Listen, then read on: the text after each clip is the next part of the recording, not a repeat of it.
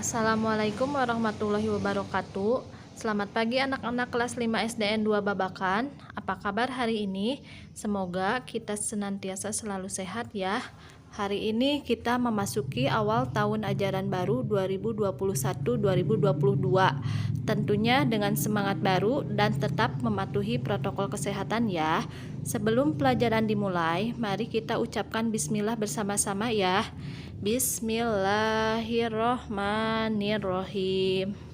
Hari ini kita akan belajar tema 1, subtema 1, pembelajaran 1 Bahasa Indonesia dengan KD 3.1 dan IPA dengan KD 3.2.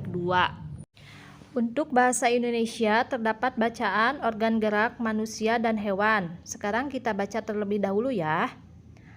Salah satu ciri dari makhluk hidup adalah bergerak. Secara umum, gerak dapat diartikan berpindah tempat atau perubahan posisi sebagian atau seluruh bagian dari tubuh. Makhluk hidup akan bergerak apabila ada rangsangan yang mengenai sebagian atau seluruh bagian tubuhnya.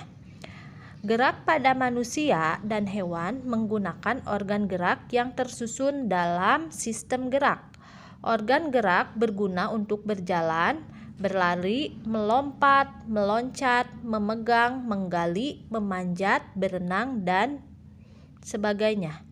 Organ gerak pada hewan dan manusia memiliki kesamaan. Alat-alat gerak yang digunakan pada manusia dan hewan ada dua macam, yaitu alat gerak pasif berupa tulang dan alat gerak aktif berupa otot.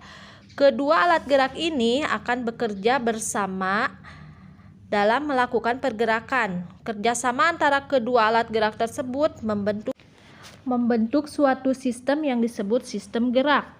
Tulang disebut alat gerak pasif karena tulang tidak dapat bergerak dengan sendirinya. Tanpa adanya alat gerak yang mempengaruhi tulang, maka tulang-tulang pada manusia dan hewan akan diam dan tidak dapat membentuk alat pergerakan yang sesungguhnya. Walaupun merupakan alat gerak pasif, akan tetapi tulang mempunyai peranan yang besar dalam sistem gerak manusia dan hewan. Otot disebut alat gerak aktif karena otot memiliki suatu senyawa kimia yang membuatnya dapat bergerak. Pada saat otot yang menempel pada tulang bergerak, otot tersebut akan membuat tulang bergerak. Teks yang berjudul organ gerak manusia dan hewan yang Ibu baca tadi terdiri atas 5 paragraf. Masing-masing paragraf tadi tersusun dari ide atau gagasan pokok ditambah dengan kalimat-kalimat pengembang. Nah, ide pokok adalah gagasan yang menjadi dasar sebuah paragraf. Ide pokok disajikan ke dalam bentuk kalimat utama. Kalimat utama yang memuat ide pokok ini bisa berada di awal paragraf, di tengah paragraf, atau di akhir paragraf.